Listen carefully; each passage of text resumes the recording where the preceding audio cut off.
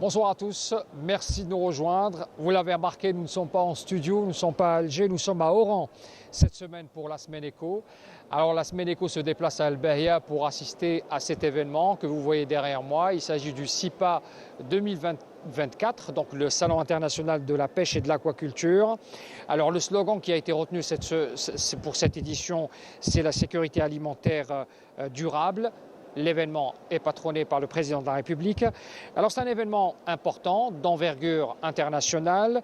Les professionnels du secteur se donnent rendez-vous. Pour citer quelques chiffres, par exemple, nous sommes sur une surface qui accueille pas moins de 174 exposants dans les différentes filières, la pêche traditionnelle, l'aquaculture, la transformation, mais également la fabrication des embarcations en tout genre. Alors il faut souligner, qui est important aujourd'hui ce soir, que le secteur de la pêche et des ressources halieutiques et de la production halieutique est identifié comme stratégique pour la diversification de la ressource et la création de la valeur ajoutée dans l'économie nationale. Dans le plan d'action du gouvernement, une roadmap ou une feuille de route a été tracée d'ici 2030, à l'horizon 2030. Le président de la République avait souligné la nécessité de rattraper le retard dans ce secteur, notamment avec la construction navale, mais également la formation qui est un point important. On en parlera d'ailleurs avec mes invités sur ce plateau. Des objectifs à court terme ont été fixés, comme une augmentation substantielle de la production halieutique en tout genre. On parle d'un chiffre de 200 000 tonnes qui devra être atteint. Et bien sûr, on assure aussi que l'année 2024 sera une année prospère et prometteuse pour ce secteur. Voilà donc cette introduction qui nous permet aujourd'hui d'installer le débat avec mes invités que je vous présente tout de suite. D'abord à ma gauche, j'ai avec moi monsieur Badri Ben Ali. Alors Badri Ben Ali, vous êtes directeur de la programmation des investissements et de la coopération au ministère de la Pêche et de la Production halieutique. Merci monsieur Badri Ben Ali d'être avec nous sur ce plateau. Madame Nessiba Labidi, également représentant du ministère de la Pêche et de la Production halieutique, vous êtes directrice de la formation et de la recherche, de la vulgarisation également au niveau du ministère. Merci Madame Labidi d'être avec nous. Je vous remercie. Et puis à ma droite également, j'ai avec moi monsieur Boudebza Boualem. Alors vous êtes à Béjaïa, vous êtes investisseur, vous avez choisi d'investir dans le domaine de l'aquaculture. Merci d'être avec nous également sur ce plateau. Merci. Et puis pour terminer, monsieur plutôt professeur, professeur Beladjine Boumedienne, vous êtes membre du groupe. Alors vous avez plusieurs casquettes. Aujourd'hui, ce soir, je vais vous présenter comme étant membre du groupe technique Green Shipping pour WestMed. Vous travaillez sur un plan justement de coopération avec l'Italie notamment, et on aura l'occasion bien sûr d'en parler au cours de cette émission. Merci à vous, messieurs, dames, d'être avec nous. D'abord, j'aimerais, pour installer le débat, parler de cet événement. Alors le SIPA 2024, il revient cette année à Oran. C'est un événement important qui permet d'être un carrefour. C'est déjà un carrefour qui permet à plusieurs filières de s'entrecroiser. Est-ce que cela représente cet événement incontournable qu'il faut maintenir comme une tradition dans ce secteur ? Tout à fait. Le Salon international, dans sa 9e édition cette année 2024, a démontré véritablement l'engouement, que ce soit des investisseurs, des partenaires nationaux ou étrangers, à s'inscrire dans cette stratégie de développement du secteur de la pêche et de l'aquaculture. Il est de tradition, c'est devenu de tradition depuis 2013, son organisation dans la ville d'Oran, qui nous accueille avec de grands bras ouverts, les partenaires étrangers, tout le monde est habitué, nous sommes très contents, ça se passe très bien et j'espère que ça continuera. Madame Labidi, j'imagine que vous croisez beaucoup de vos collègues avec qui vous travaillez régulièrement. Aujourd'hui, c'est l'occasion de vous rencontrer. Est-ce que cela est bénéfique aussi pour l'échange d'informations ? Exactement. Tout d'abord, mesdemoiselles, mesdames et messieurs, bonsoir. Je vous remercie pour cette invitation. Exactement comme vous venez de le dire, le Salon international de la pêche et de l'aquaculture, dans sa 9e édition, a été organisé sous le patronage de Monsieur le Président de la République, Monsieur Abdelmadjid Tebboune, sous le slogan ensemble pour une sécurité alimentaire durable. Exactement, c'est l'occasion pour les échanges, pour que ce soit l'ensemble des partenaires socio-économiques qui activent dans le secteur de la pêche et de l'aquaculture, ainsi que les chercheurs. Nous avons avec nous également les établissements de formation qui sont sous tutelle du ministère de la Pêche et des Productions halieutiques, de s'échanger, de conclure des conventions. Et il y en a eu quelques-unes qui ont été signées. Des conventions de collaboration, de partenariat, et ceci pour donner un élan. Inch'Allah, il sera positif pour le développement des activités de la pêche et de l'aquaculture. Très bien. Professeur Beladjine, je vous pose la question par rapport au fait que dans ce genre d'événement, cela permet d'être un carrefour pour beaucoup de professionnels, mais également des chercheurs. Vous en faites partie. Cela vous permet aussi d'avoir une visibilité plus précise sur les expériences des uns et des autres? Avant tout, je vous remercie pour l'invitation. C'est nous. Donc, relativement à votre question, vous savez, un chercheur, que ce soit dans un carrefour, il se remet tout le temps en question. Donc, il est derrière l'innovation, derrière le développement technologique. Donc, ce genre de salon, ça nous permet d'identifier des besoins auprès de tous ces opérateurs, d'accord? Et nous, on s'inscrit selon cette identification des besoins. On doit s'adapter, on doit adapter nos axes de recherche. Des fois, c'est à travers des salons comme ça qu'on a des idées pour des projets de recherche. D'accord, c'est pas, voilà. Donc, on est tout le temps, c'est-à-dire dans une situation d'accompagnement, d'écoute. On écoute énormément parce que c'est en identifiant ces challenges, ces défis, ces problèmes que les opérateurs ou bien les professionnels rencontrent, c'est à partir de leur feedback que nous, on peut se projeter et apporter éventuellement des solutions pour les accompagner. Voilà, pour les accompagner. Et justement, vraiment. Vous avez à côté de vous votre voisin immédiat. Nous avons un investisseur avec nous. Vous êtes présent justement à ce salon pour représenter votre ferme. Vous êtes investisseur dans une ferme aquacole au niveau de Béjaïa.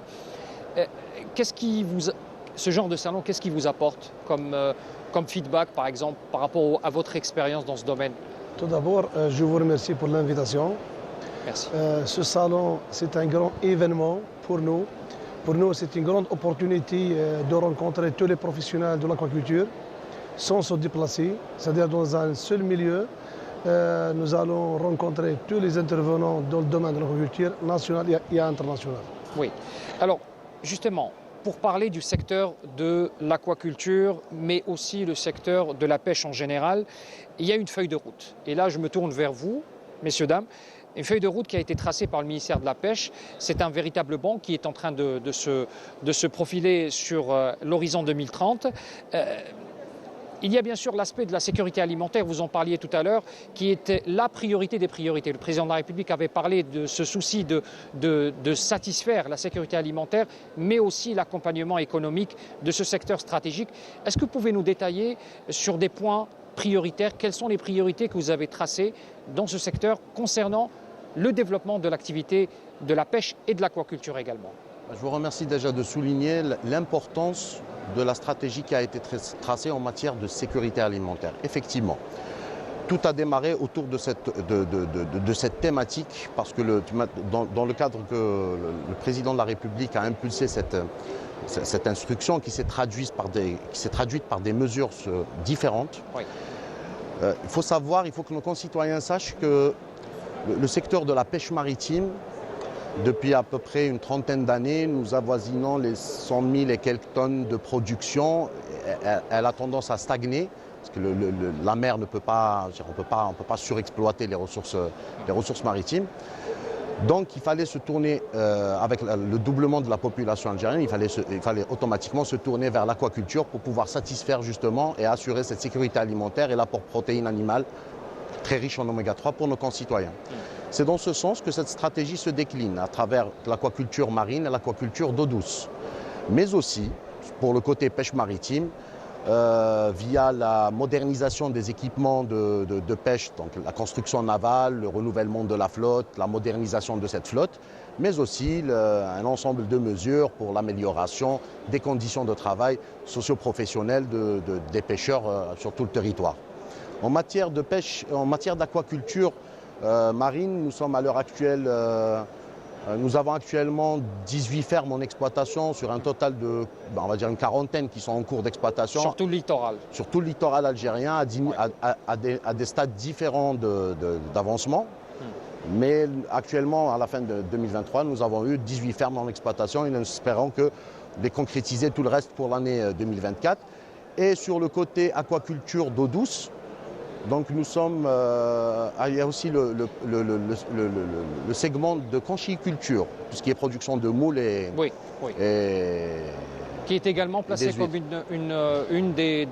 l'un des objectifs que vous devez atteindre aussi? Exactement, nous avons actuellement 11 fermes en exploitation sur un total de 18 qui sont en cours. Oui. C'est un segment qui est très important aussi pour l'export. Il y a des pays qui sont demandeurs de ces produits, qui peut être véritablement une source d'exportation utile pour notre économie nationale. Et en matière d'aquaculture d'eau douce, nous sommes actuellement à peu près sur une centaine de fermes, d'unités de production d'eau douce. Une cinquantaine sont en exploitation et une cinquantaine sont toujours en cours de préparation pour la mise en exploitation prochaine. Nous l'espérons au plus vite au courant de l'année 2024. Très bien. Madame Labidi, je vous pose la question également parce que vous êtes dans la partie formation et on sait ô combien la formation est nécessaire. Quand on investit énormément d'argent dans ce domaine, notamment dans l'aquaculture, la formation se profile comme une priorité. Est-ce qu'il y a un travail qui a été initié dans cette feuille de route pour mettre la formation et lui donner, bien sûr, cette place qui lui sied? Exactement. Je rappelle que le secteur est doté de 9 établissements de formation, dont un institut supérieur de la pêche et de l'aquaculture, 2 instituts techniques de pêche et d'aquaculture, avec 6 écoles techniques de la pêche et de l'aquaculture, qui sont situées, bien sûr, dans les différentes régions du littoral algérien. Nous avons des filières de formation qui touchent les spécialités sur le pont, dans le domaine maritime, sur les machines par rapport à la conduite des navires et des filières également par rapport à la mécanique navale. Nous avons également des filières dans les spécialités de l'aquaculture, c'est-à-dire des techniciens supérieurs en aquaculture. C'est-à-dire pour développer la filière de l'aquaculture, ainsi que tout ce qui est en relation avec tout ce qui est statistique, prélèvement des données, la sécurité maritime qui est très importante, surtout. Est-ce que vous avez remarqué par exemple un engouement de la part des jeunes aujourd'hui pour aller vers ce genre de formation? Parce qu'aujourd'hui c'est un domaine qui offre des opportunités d'emploi aussi. Exact. Nous avons des demandes qui sont en croissance, c'est-à-dire d'une année à une autre, nous enregistrons des demandes qui augmentent. Oui. Dans ce sens, et surtout maintenant, nous sommes dirigés vers le développement de la grande pêche. Et donc, c'est-à-dire la grande pêche, vous pouvez nous expliquer pour nos téléspectateurs? Bien sûr, le développement de la grande pêche, comme mon collègue vient de le souligner, les ressources biologiques marines sont des ressources qui ne sont pas, c'est-à-dire qui sont renouvelables, mais nous ne pouvons pas, ce sont des ressources biologiques, nous ne pouvons pas exploiter de manière non rationnelle. Donc elles sont tarissables et donc il faut les protéger aussi. Exactement, oui. Elles sont exposées à un danger par rapport à l'activité, c'est-à-dire si nous exerçons une pression qui est au-dessus de la norme, c'est-à-dire qu'il y a un risque de disparition. Et donc, de notre devoir, c'est la mise en place de mesures de gestion qui font que nous devons gérer de manière rationnelle. Et c'est les prérogatives, c'est-à-dire que c'est la mission statutaire de notre département ministériel, notamment à travers les dispositions qui ont été mises au niveau de la loi 0111 modifié et complété sur la pêche et de l'aquaculture par rapport à l'exploitation des ressources biologiques marines ainsi que leur préservation, leur conservation et leur conservation. On reviendra sur la question de la protection des fonds marins parce qu'il y a aussi le volet environnemental qui est tout aussi important que la ressource halieutique elle-même.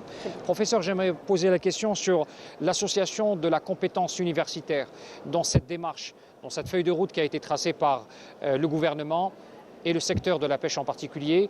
La recherche universitaire, elle est pleinement impliquée.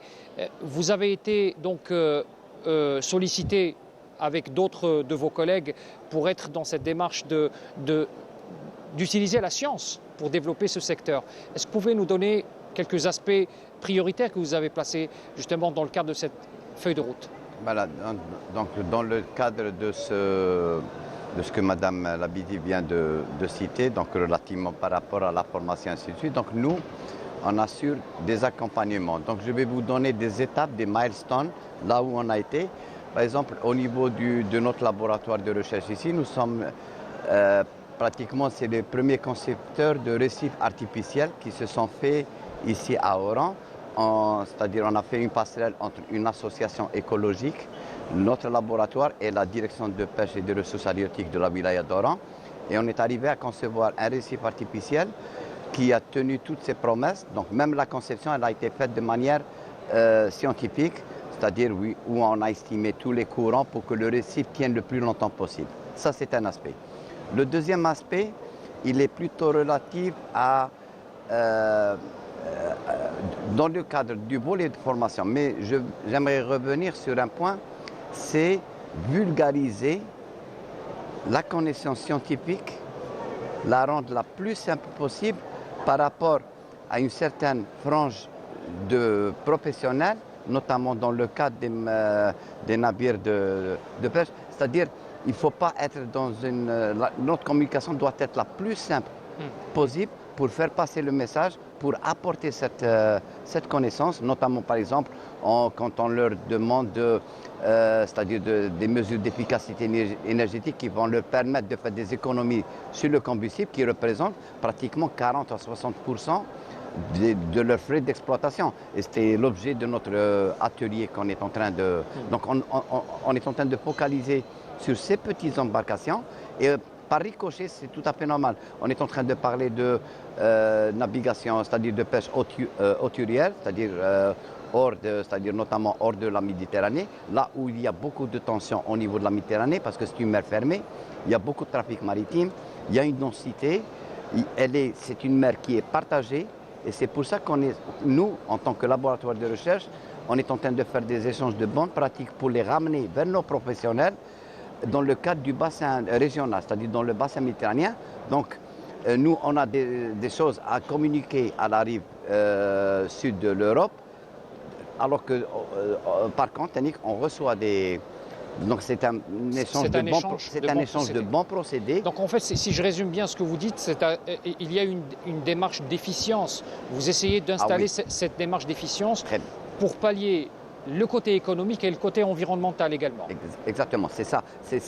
Parce que maintenant, la zone Méditerranée, c'est une zone, ce qu'on appelle Emission Control Area. C'est une zone où on contrôle toutes les émissions.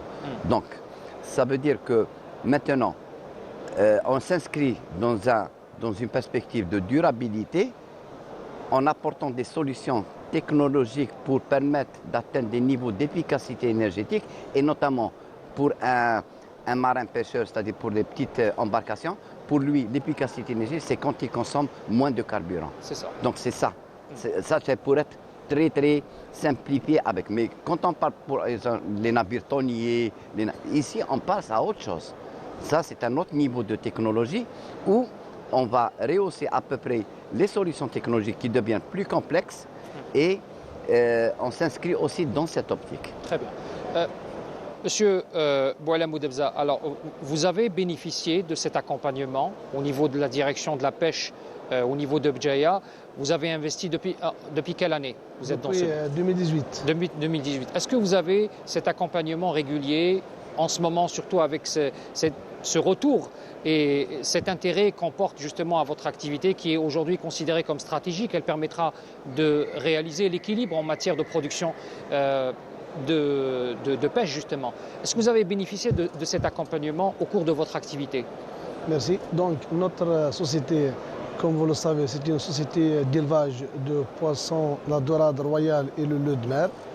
On a démarré depuis 2018 à ce jour. C'est vrai, au début, c'était difficile de commencer parce que c'est une activité nouvelle par rapport à nous. Mais grâce à l'accompagnement de tous les intervenants, notamment la direction de la pêche, les experts de la pêche et de l'aquaculture, les professionnels nationaux, on a pu acquérir une expérience approfondie dans le domaine de l'élevage. Actuellement, nous maîtrisons parfaitement tous les processus de l'élevage de A à Z. C'est vrai, nous continuons toujours à recevoir des accompagnements par tous les services concernés, notamment le ministère, la direction de la pêche. Et vous m'aviez dit tout à l'heure, avant l'émission, vous m'avez parlé de cette mesure de décentralisation. Est-ce que ça vous a aidé? C'est-à-dire aujourd'hui, la prise de décision pour une extension de votre exploitation, parfois cela faciliterait les choses que les décisions se prennent au niveau local. C'est vrai, au début, la plupart des décisions sont centralisées.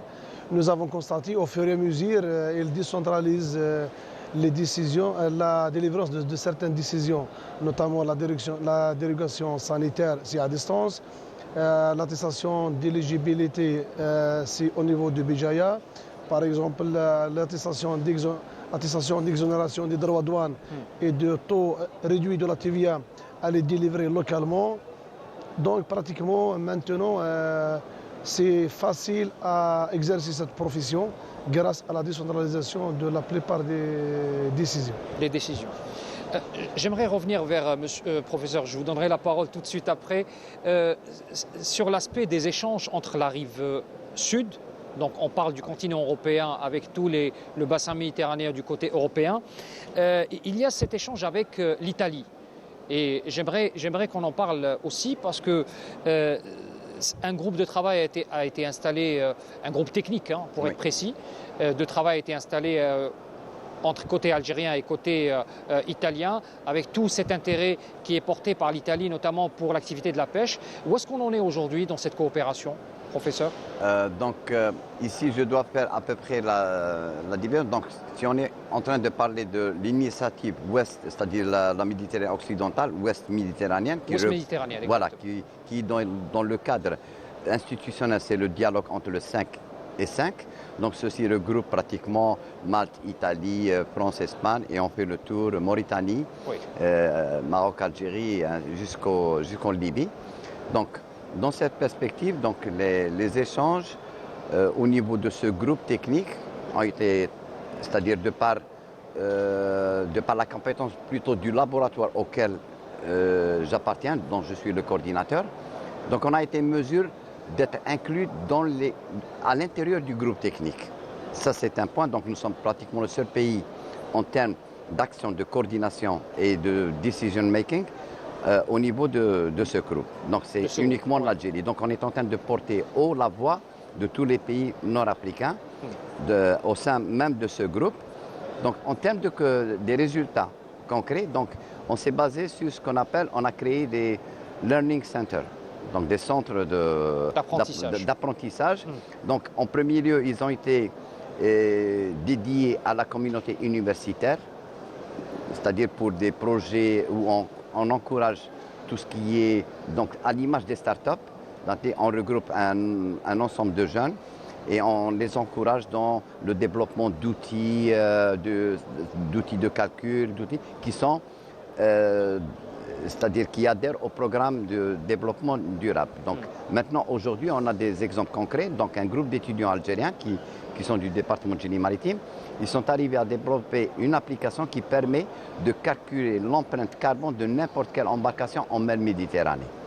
D'accord? Donc, ce qu'on appelle des simulations en temps réel, ils peuvent détecter les taux d'émission, l'empreinte carbone, les quotas d'émission. Donc, voilà, c'est ce genre de... Et maintenant, on a créé une plateforme où on a mis toute la documentation nécessaire qui est accessible, que ce soit dans le cadre des étudiants. Maintenant, on va la rendre accessible même au niveau des professionnels et des institutions. Et c'est cela l'objectif final. Voilà, même au niveau, c'est ça l'objectif en tout, c'est de la mettre sous une mouture plus accessible du point de vue scientifique. Pour qu'elle soit opérationnelle. Et c'est des solutions, c'est ce qu'on appelle, donc on n'est plus dans le, c'est-à-dire c'est une passerelle vers le monde professionnel, on n'est plus dans des situations de rhétorique ou de théorie. C'est des situations où vous avez un problème, je relève le défi, je vous apporte la solution concrète qui respecte des normes et qui respecte une certaine réglementation. On avait besoin de ce modèle pour continuer à fonctionner de manière correcte et efficiente. Voilà. Sur la démarche, sur la coopération avec l'Italie en particulier, est-ce qu'aujourd'hui, l'Italie est un pays, on le voit d'ailleurs dans ce salon, il y a plusieurs entreprises italiennes qui sont présentes et qui font bénéficier depuis quelques années déjà, et aujourd'hui elles sont encore là. Est-ce qu'avec l'Italie, ce travail de coopération continue et pourra donner encore plus de résultats? Justement, dans le cadre de ce projet dont on est en train, donc il y a le cadre de coopération régionale, mais il y a une certaine dynamique vis-à-vis de l'Italie. Parce que maintenant, pratiquement, l'Italie devient, si je me trompe pas, c'est le premier partenaire économique, c'est le premier vis-à-vis au niveau de l'Europe côté algérien. Parce qu'il ne faut pas oublier, en termes économiques, on dit, par définition, une économie, c'est la transformation de l'énergie. Donc tout est relatif à l'énergie. Donc l'Algérie, elle a quand même une certaine position au niveau du bassin méditerranéen avec son potentiel énergétique, donc qu'elle peut faire valoir pour capter beaucoup d'investisseurs, pour capter des capitaux, pour développer beaucoup d'initiatives au niveau de la côte algérienne. Et si je viens sur une situation très concrète, on a des ports qui sont venus avec nous, le port de Livorno. On a une compagnie de navires de croisière et dans le cadre de la pêche, on a un spécialiste dans le cadre de la reconversion des navires. C'est des Italiens, ils sont venus dans le port de Livorno, par exemple, s'il est venu en Algérie ici, c'est pour avoir des B2B, pour avoir des zones de relocalisation de leur activité au niveau du littoral algérien. C'est-à-dire, ils sont en train d'écourter toute leur chaîne et logistique et les reconcentrer dans le bassin méditerranéen. Et ils considèrent que l'Algérie est un partenaire fiable. Ça, c'est en premier lieu. Deuxième, pour par exemple les navires de croisière. Il y a une compagnie de Haka qui veut considérer la destination Algérie pour peu qu'ils aient des facilités en termes d'infrastructures, d'accueil, ainsi de suite. C'est toute la volonté qui est traduite justement pour... Voilà.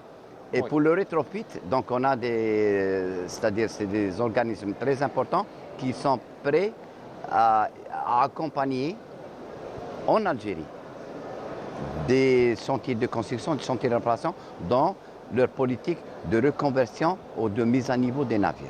Merci beaucoup. Voilà. Merci beaucoup, professeur. Merci. Je pense qu'on peut vous libérer, professeur, puisque vous avez déjà une rencontre à animer aujourd'hui, justement, dans le cadre du salon. Merci encore pour votre contribution. Je rappelle, monsieur professeur Beladjine Boumediene, vous êtes donc membre du groupe technique Green Shipping Westmed. Merci encore d'avoir été avec nous et on vous libère. Merci. Je vous remercie et je m'excuse pour ce contretemps, mais d'autres obligations. Merci pour votre contribution. Merci bien. Allez, au revoir.